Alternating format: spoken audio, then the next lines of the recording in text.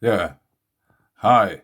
And grüezi, since we are reading something out of Switzerland. Traces of Life in the Earth's Deep Mantle by Felix Würsten, ETH Zurich, Eidgenössische Technische Hochschule. The rapid development of fauna 540 million years ago has permanently changed the Earth deep into its lower mantle. A team led by ETH researchers Andrea Giuliani found traces of this development in rocks from this zone.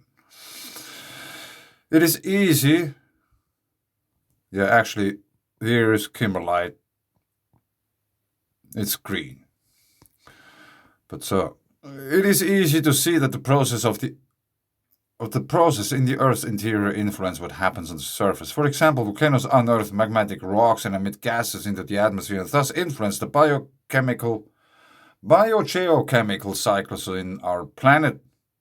What is less obvious, however, that there is reverse. That the reverse is also true. Sorry for not being able to read. What happens on the Earth's surface affects the Earth's interior even down to great depths. This is the conclusion reached by an international group of researchers led by Andrea Giuliani and SF Ambizioni Fellow in the Department of Earth Sciences at ETH Zurich in a new studies published in the Journal of Science Advances. According to this study, the development of life on our planet affects parts of Earth's lower mantle. Carbon as a messenger.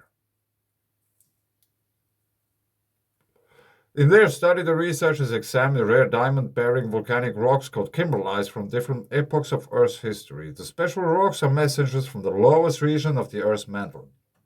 Scientists measured the isotopic composition of carbon from about 150 samples of these special rocks. They found that the composition of younger kimberlites, which are less than 250 million years old, varies considerably from that of older rocks.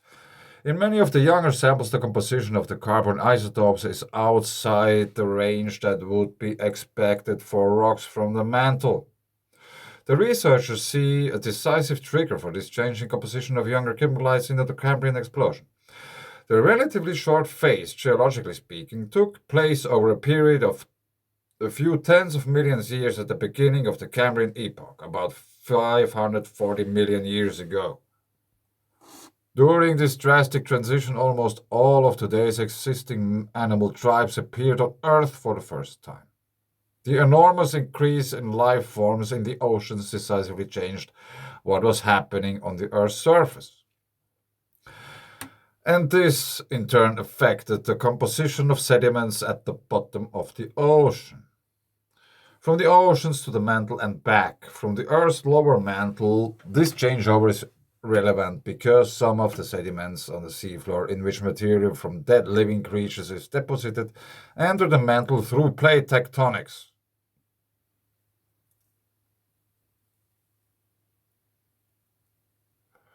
Really? No, let's continue. Along the subduction zones, these sediments, along with the underlying oceanic crust, are transported to great depths.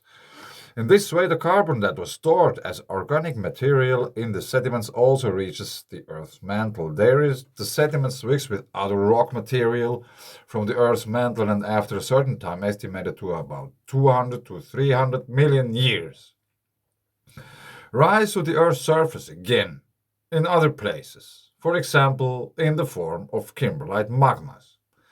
It is remarkable that changes in marine sediments leave such profound traces because overall only small amounts of sediment are transported into the depths of the mantle along the subduction zones.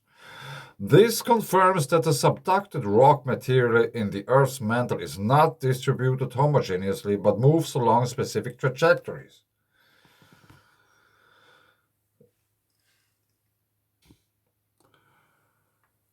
The Earth as a total system.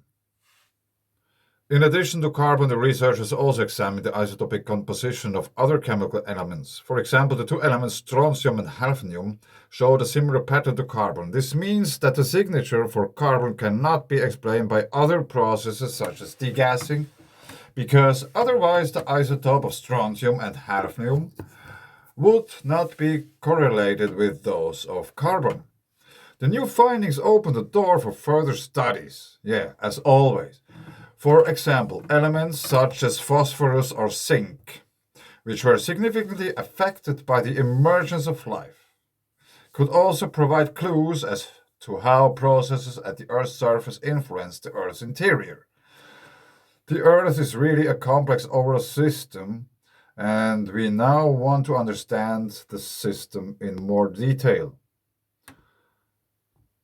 So, what? Animals die and they reappear in the form of kimberlites, slit into those tectonic uh, cracks.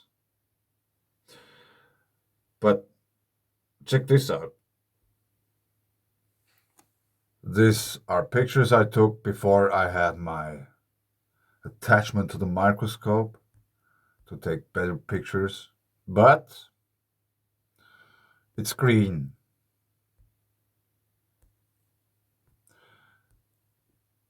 It's a green stone, and the light is shining through. So you can see some features, and I know the quality is not the best.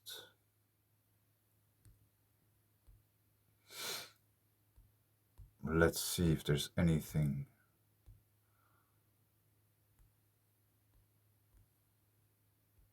I don't know. This might be a stone, probably from interest to other people as well. And I have to take better pictures of that since I have now this kind of thing where I can put my phone and take pictures and I don't shake. Because it's like without that, it's really difficult to take a picture.